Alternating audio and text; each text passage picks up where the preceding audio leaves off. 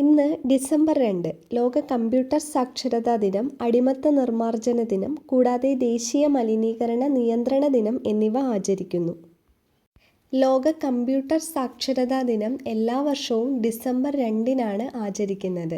ലോകമെമ്പാടുമുള്ള ആളുകൾക്ക് കമ്പ്യൂട്ടറുകൾ എങ്ങനെ ഉപയോഗിക്കാമെന്ന് പഠിപ്പിക്കാനും ഡിജിറ്റൽ ലോകത്ത് എല്ലാവരെയും ഉൾക്കൊള്ളാൻ സഹായിക്കാനുമാണ് ഈ ദിവസം പ്രധാനമായും ലക്ഷ്യമിടുന്നത്.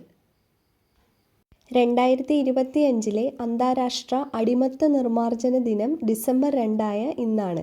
മനുഷ്യക്കടത്ത്, നിർബന്ധിത തൊഴിൽ, ലൈംഗിക ചൂഷണം, നിർബന്ധിത വിവാഹം, ബാലവേല എന്നിവ ഉൾപ്പെടെയുള്ള സമകാലീന അടിമത്തത്തിൻ്റെ രൂപങ്ങൾ ഇല്ലാതാക്കുക എന്നതാണ് ഈ ദിവസത്തിൻ്റെ ലക്ഷ്യം.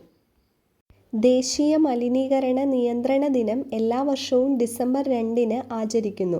1984 നടന്ന ഭോപ്പാൽ വാതക ദുരന്തത്തിൽ ജീവൻ നഷ്ടപ്പെട്ടവരുടെ സ്മരണയ്ക്കായാണ് ഈ ദിനം ആചരിക്കുന്നത്.